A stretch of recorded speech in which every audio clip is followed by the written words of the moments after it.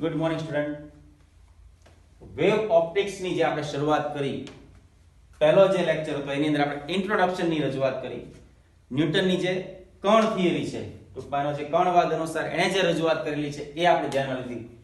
સાથે સાથે હાઇગેન્સ નામના વૈજ્ઞાનિકે ખૂબ મહત્વની સમજૂતી આપી, તેને પણ આપણે અલગથી ધ્યાનમાં લેવાની ફરજ પડી. ફોકલ્ટ નામના વૈજ્ઞાનિકે ન્યૂટનના કણવાદની અમુક અંશે જે પ્રકાશના કિરણની જે ગતિ છે એ ઝડપ જે પાણી અને હવાની સાપેક્ષે જે સમજૂતા આપ્યો, એ હાઇગેન્સે જે નિયમની રજૂઆત કરી. પહેલા ન્યૂટને રજૂઆત કરેલી કે પાણીમાં જે ઝડપ છે એ વધારે છે, હવામાં ઓછી છે. ફોકલ્ટના પ્રયોગ પછી ખબર પડી કે હવામાં જે ઝડપ છે એ વધારે છે, પાણીમાં ઓછી છે. એક્સ વાય ઝેડ ટૂંકમાં ટોટલ દરેક વૈજ્ઞાનિકના પોતાના સૂચન અંતર્ગત છેલ્લે ફોકલ્ટના પ્રયોગ પછી સ્વીકૃતિ મળી કે ન્યૂટનનો કણવાદ છે કંઈક અંશે કંઈક રીતે ત્યાં ખોટો પુરવાર થાય છે. પછી આપણે સેકન્ડ લેક્ચરમાં હાઇગેન્સનો સિદ્ધાંતની સમજૂતી લીધી. હાઇગેન્સનો સિદ્ધાંત એટલે કોઈ પણ એક તરંગઅગ્રમાંથી નવું તરંગઅગ્ર કઈ રીતે બને, એમાં જે વાત કરેલી છે આપણે આજે હાઇગેન્સના સિદ્ધાંતની મદદથી પરાવર્તન સમજવાનું છે, અને બીજો એક લેક્ચરમાં હાઇગેન્સના સિદ્ધાંતની મદદથી વક્રીભવનની ઘટના સમજવાની છે. મતલબ કે પ્રકાશના તરંગ સ્વરૂપને આધીન રહીને આપણે પરાવર્તન અને વક્રીભવનની ઘટના સમજી શકીએ છીએ. હાઇગેન્સે સમજૂતી જે આપેલી છે એના અંતર્ગત બીજી વાત એ પણ પુરવાર થાય છે કે તરંગ સ્વરૂપના આધારે વ્યતિકરણ, વિવર્તન અને ધ્રુવીભવન જેવી ઘટનાઓનો ઉલ્લેખ શક્ય છે, પરંતુ કણવાદ અનુસાર વ્યતિકરણ, વિવર્તન, ધ્રુવીભવન સમજાવી શકાતું નથી. તો અહીંયા આપણે આજનો જે ટોપિક છે એ છે હાઇગેન્સના સિદ્ધાંતની મદદથી હાઇગેન્સના સિદ્ધાંતની મદદથી પહેલા આપણે કરશું પ્રકાશનું પરાવર્તન. તો આ જે સમજૂતી છે એ સમજતા પહેલા એક ક્વિક રિવિઝન છે હાઇગેન્સના સિદ્ધાંતનું પણ આપણે જોઈએ. ખૂબ જ મહત્વનો પ્રશ્ન છે, ઘણી બધી વાર બોર્ડમાં આ પ્રશ્ન છે એ પૂછાઈ ગયો છે 2 થી 3 માર્ક માટે. હાઇગેન્સની રજૂઆત શું હતી, એનો સિદ્ધાંત શું હતો કે કોઈ પણ તરંગઅગ્ર પરનો કોઈ કણ કે બિંદુ સ્વયં સ્વતંત્ર એવો ગૌણોદ્ગમ બને છે.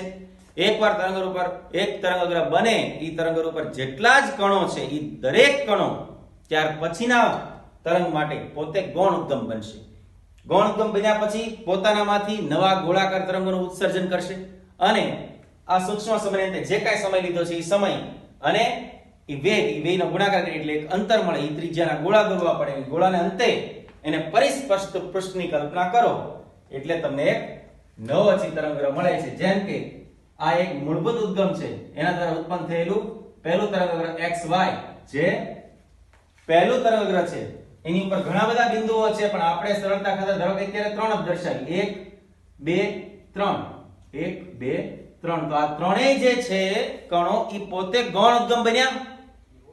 ગૌણોદ્ગમ બન્યા પછી પોતાનું કામ શું છે, તો એ પોતે નવા તરંગઅગ્રનું ઉત્સર્જન કરવા માટે કાબિલ છે. અહીંયા તમે જુઓ કે ઈ જે 1 2 ને 3 છે ત્યાંથી નવું તરંગઅગ્ર કેમ બનશે, તો પહેલું જે t સમય હોય તો 9t + ડેલ્ટા t સમય, એટલે કેટલો સમય વધ્યો, ડેલ્ટા t જેટલો સમય વધ્યો.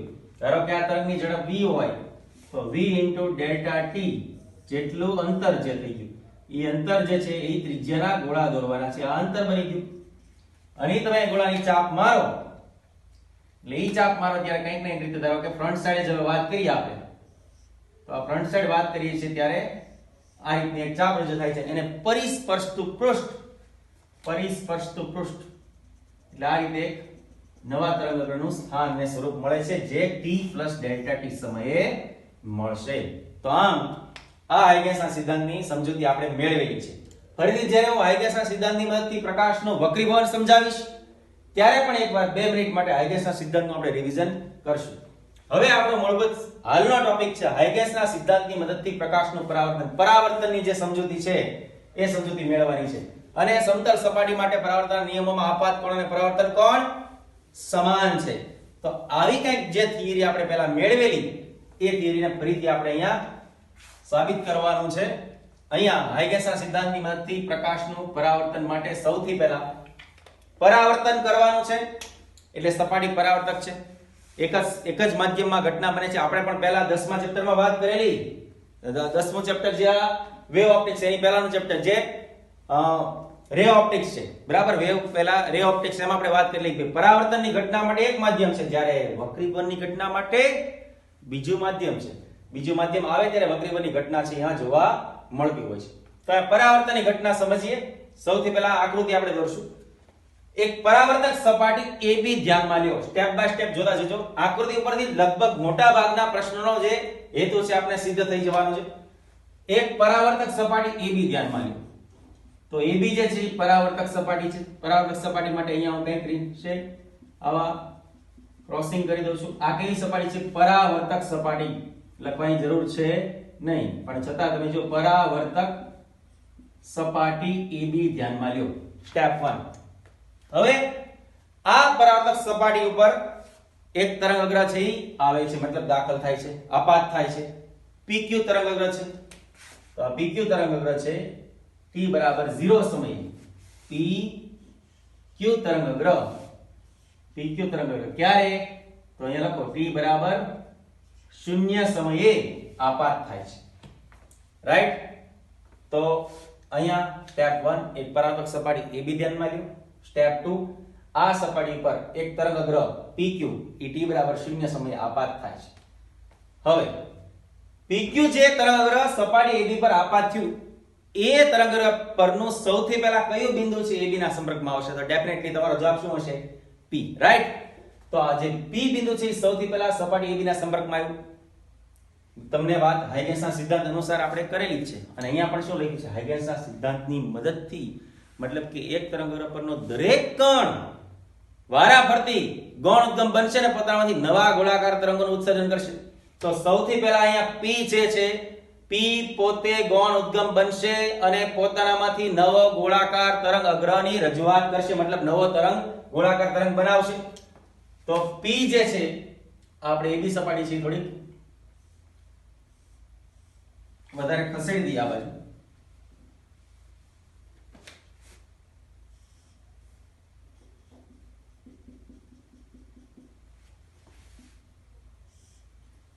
તો P જે છે P એ સૌથી પહેલા પરાવર્તક સપાટી AB ના સંપર્કમાં આવશે. એટલે P પોતે એક સેન્ટર બનશે પોતે અને એક ઉદ્ગમ ગૌણ ઉદ્ગમ બનશે અને પોતાનામાંથી શું કરશે? નવું ગોળાકાર તરંગ અગ્ર બનાવશે. મતલબ અહીંયા જે આપણે કેમ S ઉદ્ગમ હતું અને ત્યાંથી એક વેવમાંથી અલગ અલગ સમજૂતી હતી, પછી દરેક 1 2 ને 3 પોતાનામાંથી નવી ચાપ મારતા, એમાં આપણે નવી ચાપ મારશું. તો સૌથી પહેલી ચાપ P ને સેન્ટરમાં ધ્યાનમાં રાખીને આગળ વધીશું. તો સૌથી પહેલું જે છે એ અહીંથી P માંથી એક ગોળાકાર તરંગ અગ્ર બનાવશું. તો જો P નું ગોળાકાર તરંગ અગ્ર છે કંઈક રીતે આવું બનશે. બરાબર છે? તો આ P માંથી આપણે નીચેની સાઈડ પરાવર્તક સપાટી છે ધ્યાનમાં લેવાની જરૂર નથી. તો આ સૌથી પહેલી રજૂઆત મળી. હવે તમને આપણે શું કીધેલું છે કે જે તરંગઅગ્ર છે સમતલ તરંગઅગ્ર અત્યારે કયું છે? PQ. બરાબર? PQ તરંગઅગ્ર. તો એનું બિંદુ પહેલા P છે ને પછી છેલ્લે Q છે. તો સૌથી પહેલા સપાટી AB ના સંપર્કમાં કોણ આવશે? P સૌથી પહેલા સંપર્કમાં આવે અને છેલ્લે કોણ સંપર્કમાં આવે છે? Q. પણ એની વચ્ચે પણ ઘણા બધા કોણ કે બિંદુ હોય ને, જેમ આપણે કેમ અહીંયા ઘણા બધા પૈકી 1 2 3 લઈએ છીએ, એમ અહીંયા P થી Q જે છે એની વચ્ચે ઘણા બધા ઈ પૈકીના ધારો કે આપણે નામ આપી 1 2 3 4 ને 5, ઘણા બધા પૈકી 5 જ લેવા છે. 1 2 3 4 5. તો સમયાંતરે આ P થી Q ની વચ્ચે ધારો કે 1 2 3 4 5 અને છેલ્લે Q. તો આ બધા જ એક પછી એક કોના સંપર્કમાં આવશે? AB ના સંપર્કમાં આવશે. સમજો કે આમ પતંગ છે, ઉત્તરાયણનો ટૂંકમાં સમય નજીક છે. હવે પતંગ છે ઈ કપાઈ ગયા પછી જમીન પર પડે, એટલે હું જે કેસની વાત કરું છું ઈ કેસની વાત કરજો. ઘણી બધી પરિસ્થિતિ અલગ અલગ હોય. પહેલા છે ઈ પતંગ છે આપણે જમીન પર પડવા દેવાનું છે. રાઈટ? પહેલા પતંગ છે જમીન પર પડવા દેવાનું છે. જમીન પર પડ્યા પછી એની જે દોરી છે ઈ દોરી ઢળતી ધીમે ધીમે જો આ રીતે આવશે અને જમીનને સમાંતર છે આવી જશે. રાઈટ? વચ્ચેથી અગાઉથી જ આપણે પતંગ લૂંટી લઈએ એવું કરવાનું નથી. અહીંયા દોરીને પડવા દેવાની છે. કારણ કે પતંગની વાત આવે એટલે ચગાવવા કરતા લૂંટવાની મજા કંઈક અલગ હોય છે અને બધાને ખબર છે, પણ મનોમન બધા કોઈને કઈ કહે નહીં. પણ જો પેલા અહીંયા આ જે છે AB એમાં આ સપાટી AB છે ને આ છે PQ, રાઈટ? તો P એ આપણો પતંગ છે અને Q છે એ દોરીનો છેડો છે. તો સૌથી પહેલા જે P બિંદુ છે એ સપાટીના સંપર્કમાં, જમીનના સંપર્કમાં આવ્યો. ત્યાર પછી સ્ટેપ બાય સ્ટેપ જોવો તમે, દોરીનો પાછળનો ભાગ એક પછી એક ચીકવાના સંપર્કમાં આવતો ગયો, જમીનની સંપર્કમાં આવતો ગયો. એમ વિચારો કે P થી Q પછી P પછી 1 નંબરનો કોણ, પછી 2, પછી 3, પછી 4, પછી 5, સ્ટેપ બાય સ્ટેપ આ બધા જ કોણો કોના સંપર્કમાં આવશે? સપાટી, પરાવર્તક સપાટી AB ના સંપર્કમાં આવશે. તો ચલો અહીંયા હું મારી રીતે ડ્રોઈંગ કરું છું. હું કદાચ 5 નાનો અને 5 કરતા વધારે લઉં તો પણ ચાલશે, પણ ડ્રોઈંગ જેમ જેમ આગળ વધશે એમ એની તીવ્રતા છે એ પણ ઘટતી જશે. પહેલી છે મેક્સિમમ મળે, હવે થોડી ઓછી, છેલ્લે છે Q બિંદુ માટે સૌથી ઓછી બની જશે. તો ચાલો એની પછી કંઈક ને કંઈક રીતે આવી રજૂઆત થશે, એની પછી કંઈક ને કંઈક રીતે આવી રજૂઆત થશે, એની પછી કંઈક ને કંઈક રીતે આવી રજૂઆત થશે, પછી આવી રજૂઆત, પછી આવી, છેલ્લે છે એની રજૂઆત છે આપણે શૂન્યવત કરી દઈશું. તો અહીંયા છેલ્લું જ્યારે બિંદુ આવે છે, છેલ્લું Q, એ જે છે ઈ આ રીતે રજૂઆત થશે. છેલ્લે અહીંયા પહોંચાડું તો ખરું, એટલે અહીંયા આપણે તમે છેલ્લે Q ને B પર પહોંચાડો એટલે એની જે પરિસ્થિતિ છે આવી થશે, ફ્લેટ, રાઈટ? તો આ તમે જો P થી શરૂ કરીને Q સુધીના બધા જ કણ ધીમે ધીમે AB સપાટીના સંપર્કમાં આવ્યા, પોતે ગૌણોત્તમ બન્યા અને પોતામાંથી નવા ગોળાકાર ગૌણ તરંગોનું ઉત્સર્જન કર્યું, રાઈટ? હવે તમે જો કે આ બધા જ ગોળાકાર તરંગોની પરિસ્પષ્ટ પૃષ્ઠની કલ્પના કરો, જે આપણા હાઇગેન્સનો સિદ્ધાંત જ છે ને. હાઇગેન્સનો સિદ્ધાંત શું કહે છે કે એકવાર ગોળાકાર ગૌણ તરંગો બન્યા પછી બધા જ સૂક્ષ્મ સમયને અંતે, મતલબ કે t બરાબર 0 સમય આ, તો t બરાબર t સમયે તમને નવું તરંગક્રમ મળવું છે. કયું? t બરાબર t સમયે, ધ્યાન રાખજો, બરાબર t બરાબર t સમયે એટલે t જેટલા સમય, આ t બરાબર 0 સમયે આ પરિસ્થિતિ હતી. અને t સમય પછી તો આ પરિસ્થિતિ એવી થાય કે આપણે જે અંતર લઈએ છીએ એ અંતર કેટલો લેશો? તો ધારો કે આનો વેગ કેટલો છે? વેગ v જેટલો વેગ રાખીએ. કેટલો? v જેટલો વેગ. અને સમય કેટલો ઉપયોગ કર્યો? 0 થી t એટલે t જેટલો સમય. તો vt જેટલી ત્રિજ્યા છે ઈ ગોળા હશે. એટલે આ જે ટોટલ જે ગોળાઓ છે બધા દર્શાવ્યા છે એ કેટલા દર્શાવવા જોઈએ? vt જેટલી ત્રિજ્યાના ગોળાઓ દર્શાવવા જોઈએ. એ જ પરિસ્થિતિ ત્યાં લાગુ પડી. તો અહીંયા હું સૌથી પહેલા જે અંતર મેક્સિમમ કરું છું, P થી આ મેક્સિમમ અંતર પહેલા ગોળાનું એ કેટલું હશે? vt અંતર હશે. ઈ અંતરની ત્રિજ્યાને આપણે ગોળા દોર્યા. Q થી B પર આવે કે P થી અહીંયા જાય, મેક્સિમમ અંતર ઈ થયું. એટલે આ બધાને જોડી દો છો. આ બધાને જોડી દે તો શું થાય? તો જો બધાને જોડી દઈએ છીએ. પરિસ્પર્શતા પૃષ્ઠની કલ્પના કરજો, રાઈટ? જો આ બધાને આપણે શું જોડી દીધા? બધા ગોળાને પરિસ્પર્શતા પૃષ્ઠની આપણે કલ્પના કરી દીધી.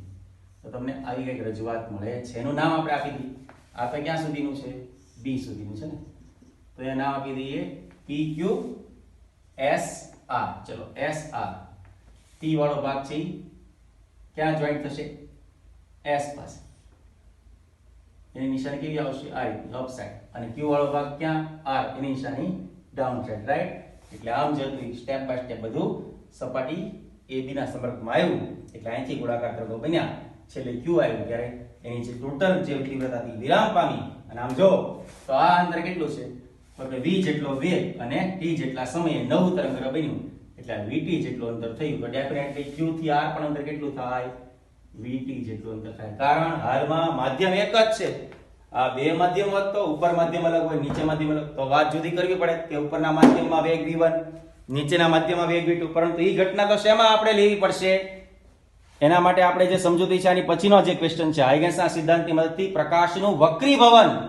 એ વક્રીભવનની ઘટના જ્યારે સમજીએ ત્યારે આપણે સમજૂતી લેવી પડે ઉપરનું માધ્યમ અલગ છે, નીચેનું માધ્યમ, ત્યારે પરાવર્તક સપાટી પણ નહીં. હાલમાં પરાવર્તક સપાટીની ફોર્મ્યુલા અહીંયા હાજર છે. તો હવે આ પરિસ્થિતિ માટે આ વસ્તુ નીચેની છે કાઢી નાખું છું. તમને ટોટલ ખ્યાલ આવ્યો કે હાલમાં મૂળભૂત રીતે તમે શું જોયું? તો સૌથી પહેલા પરાવર્તક સપાટી AB, t બરાબર 0 સમયે એક PQ તરંગ એની પર આપાત થાય. સૌથી પહેલા P બિંદુ સંપર્કમાં, પછી એની પછીનું સમયાંતરે બધા સંપર્કમાં આવતા જાય, ગૌણોત્તમ બનાવતા જાય, ગોળાકાર તરંગો બને. એ બધાને પરિસ્પર્શતા પૃષ્ઠની કલ્પના કરો, બધાને જોડી દો એટલે P થી Q ની જગ્યાએ નવું તરંગ t બરાબર 0 સમય માંથી t બરાબર t સમયે તમને SR એ નવું તરંગ મળી જાય છે. આ અંતર છે કેટલું? P થી એસ વીટી, એ જ રીતે Q થી R પણ વીટી.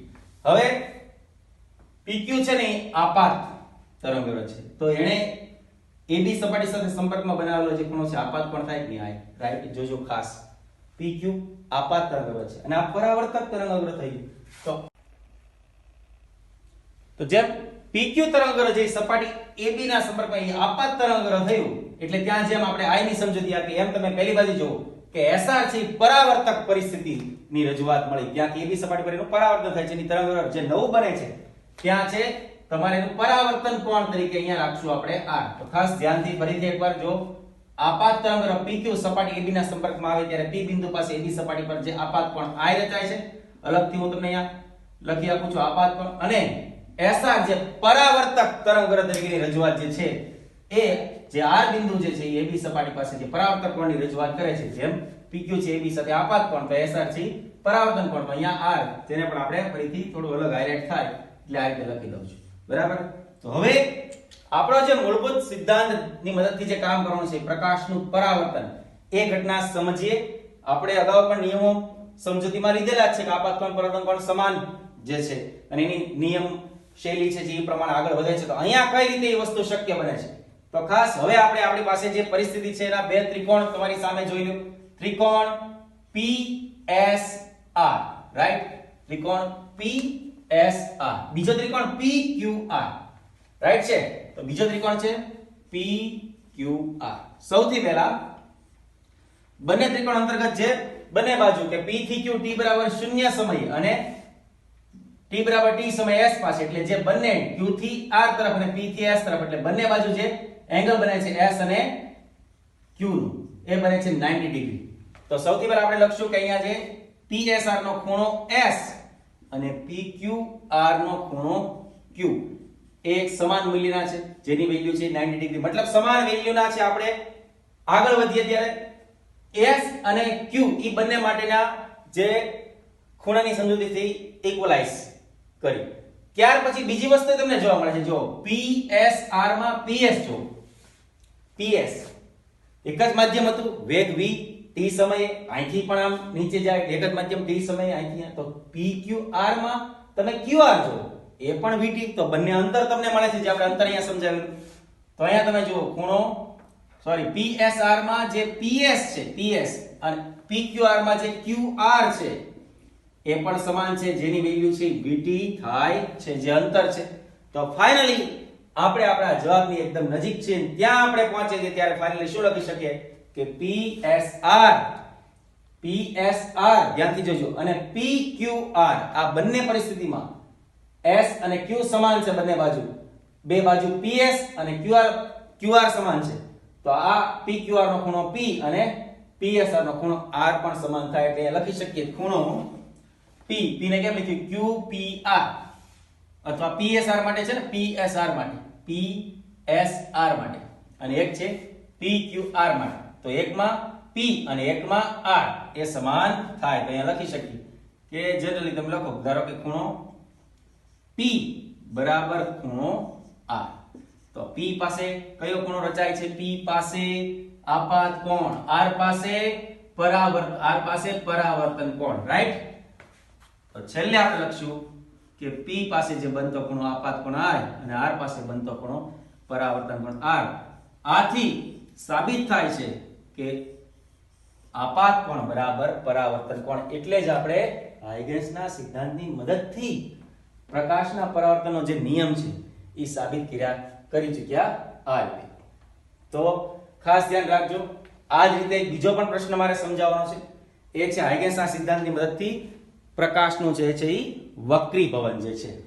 પણ એમાં પણ આ પ્રશ્ન સારી રીતે સમજેલો હશે તો એનો ખ્યાલ છે સ્પષ્ટપણે વધુ ક્લિયર થઈ જશે, કારણ કે એમાં બે માધ્યમ લેવાના છે, ઉપર ને નીચેનું. એમાં માધ્યમ અલગ અલગ આવશે, n1 વક્રી વળાંક, n2 વક્રી વળાંક, એક માધ્યમની અંદર વેગ v1 તો બીજા માધ્યમની અંદર વેગ v2. ફેરફાર પણ આ સમજૂતી ક્લિયર હશે તો એ તરત ઝડપથી આવશે. ફરીથી એકવાર ક્વિક રિવિઝન 2 મિનિટમાં. હાઇગેન્સના સિદ્ધાંતની મદદથી પ્રકાશનું પરાવર્તન સમજાવો. તો એક પરાવર્તક સપાટી AB ધ્યાનમાં લ્યો. આ પરાવર્તક સપાટી પર PQ, સૌથી પહેલા PQ આપાત તરંગગ્રહ સમજો. PQ આપાત તરંગ અગ્ર આપાત થાય છે ઈ પૈકીનો સૌથી પહેલા બિંદુ P એ સપાટી B ના સંપર્કમાં આવે છે, પોતે ગોળાકાર બને છે, ગોળાકાર તરંગ બનાવે છે, ત્યાર પછી P થી Q તરફ સ્ટેપ બાય સ્ટેપ દરેક કોણને બિંદુ સ્વયંસંતર ગોળાકાર બને છે, ગોળાકાર તરંગો બનાવે છે. અમુક સૂક્ષ્મ સમયને અંતે કયો સમય લીધો? t બરાબર 0 સમયથી શરૂ થયું હતું, તો t બરાબર t સમય. તો t સમયને અંતે આ બધા જ ગોળાકાર તરંગને પરિસ્પર્શતું પૃષ્ઠની કલ્પના કરો. નવું તરંગ બની ગયું જે r પાસેથી કઈ રીતે આગળ વધે છે? આ રીતે. એટલે આપાતનું એક્ઝેક્ટલી શું થયું? પરાવર્તન થયું. એટલે એ બંનેને જોડીને તમે આથી p થી s એમ q થી r t બરાબર t સમયે નવું sr મળે છે. આ sr જે છે ને પરાવર્તન, જે આપાત તરંગ છે એમ પરાવર્તક તરંગ અગ્ર થઈ ગયું. પરાવર્તક તરંગ અગ્ર જે મળે છે sr એ તમને t બરાબર t સમય, આ t બરાબર 0 સમય હતું, તો આ t બરાબર t સમયે મળી ગયું. પછી બંનેની પરિસ્થિતિને આગળ વધેલી આપાત માટે ખૂણો આપાત કોણ અને પરાવર્તન માટે પરાવર્તન કોણ. પછી બંને ત્રિકોણ જે મળે છે PSR અને PQR ની સમજૂતી આપણે સારી રીતે અહીંયા લીધી. બંને ત્રિકોણમાં S અને Q સમાન, PS અને QR બાજુ સમાન, તો ખૂણો P અને ખૂણો R, P અને R સમાન. P એટલે આપાત કોણ અને R એટલે પરાવર્તક કોણ. એટલે એક P પાસે મૂકી આપણે સ્મોલ I જેનો ખૂણો બને છે, કેપિટલ ખૂણો R માટે મૂકીએ છીએ આપણે સ્મોલ r પરાવર્તક કોણ. તો finally we get I = R, આપાત કોણ બરાબર પરાવર્તક કોણ. આથી ફલિત થાય છે હાઇગેન્સના સિદ્ધાંતની મદદથી પ્રકાશનું પરાવર્તન. Okay, thank you.